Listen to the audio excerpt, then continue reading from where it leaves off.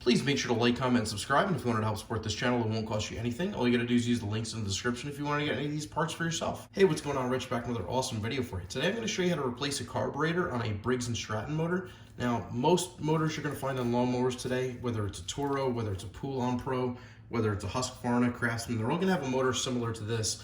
It's going to be a Briggs and Stratton with an air filter on the right side. So what you could do if you have a screwdriver with a socket bit where you put the bits inside interchangeable, you could take one of the bits out for the socket, and this takes it out very easy.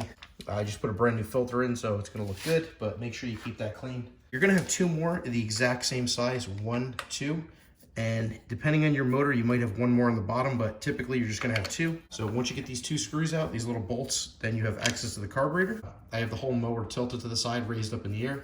I took a 5-quart oil container and I just raised it up in the air with that. You can put it on a block, whatever you want to do. Your fuel line should come right off. You might have a clip right here that you just got to pinch with a pair of pliers. I usually use needle nose. Take that clip off. I don't have to worry about that because I got tie gun. Just put that to the side for now. We have two bolts we have to remove, one here and one right here on the other side. Just take these two bolts out. They are 3/8. We've got an air vane right here. There's one more screw over here on top of the air vane. So it will be a lot easier if you just take these top two screws off, 1 and 2. Once you get these two screws taken off the top, all you gotta do is take this plastic cover off. If you've got a multi-bit screwdriver, again, you can just flip this over and the smaller side should be the one that does it. So Klein works perfectly for doing this. If you're an electrician or have electrician's tools, you just flip that over and it takes this guy off right here. That will remove the screw from the air vane off the carburetor.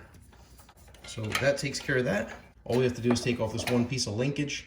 Just take the carburetor, turn it sideways, and it will come right out. Now you have your carburetor off. So at this point, we can replace it. So we've got a brand new Briggs and Stratton replacement carburetor. Always make sure it comes in a box like this. If it comes in any kind of other box, it's probably not going to be an original Briggs and Stratton. You want to buy OEM for a job like this. Here is the brand new one on the right. Here's the old one. Same exact carburetor, same exact look. The stamp over here where it says Briggs and Stratton, you can see it's got one over here too. So it's exactly the same carburetor, everything the same. Got these gaskets that came inside the box brand new. So here they are. This is the rubber O-ring. This is the gasket for the front, which goes on the front of the carburetor, and it goes in between the carburetor and the air filter. This is the old gasket that I just took off. Just have to lift up the air vane, take off the old gasket, just pull it off. Just make sure you put the new gasket on. Take the new carburetor, take the throttle linkage, and you're gonna be putting it in this hole right here. So put it inside the hole, turn it sideways, and there you go. So put the carburetor where it's supposed to go. Take your two bolts that were holding it in before. You got one in here and one over here. Just line those up. And make sure the carburetor's lined up flush to the engine. And then you can start these two bolts. So once you get these snug, just give it an 1/8 of a turn. Take your air vane and put this back on top of the carburetor. Make sure this is lined up with the butterfly so that this will open the butterfly valve. And there you go. Don't over tighten it, just make sure it's snug. There you go. So this has nice movement. And the only other thing we gotta do, as I said before, there is another gasket that came with it. Here's the air filter box assembly. So on the back of it, we're gonna have our old gasket. We're gonna just take this off and clean it up. Take this off and replace it with a new one. So the other thing too is once we get our carburetor on, make sure you put your fuel line right here back on the carburetor. And if you have a clip to put on, you can put the clip on. I use Tygon, so I don't have to worry about that. This is the best kind of fuel line to get. I would highly recommend switching over to Tygon. Never rots out, never has a problem. It works really amazing. So the only thing after this is make sure you put your top cover back on and screw it down. And we gotta take our air box. We're gonna take this and insert this into the breather hose.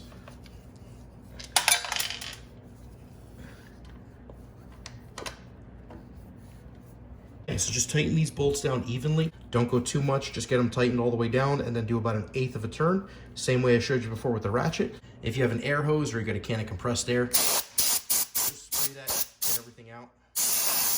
Make sure that's nice and clean. Then take your air filter, just put the clips in. You have 3 clips, put that on the bottom where the 3 holes are. So put that in like so, start it by hand. And you can just finish it tighten up with a screwdriver. Just tighten this up and you are good to go. Make sure everything is tight. Make sure everything is put back exactly the same way you put it on. So 7 screws all together and you got a new carburetor. Really the only tools you're gonna need, use a multi-bit screwdriver like this, 3/8 socket.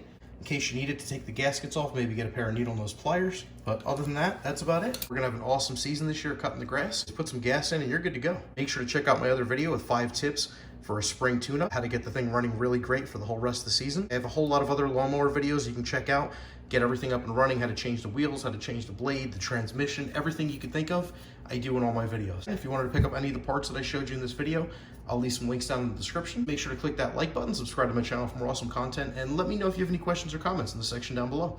Thanks again for watching. Take care.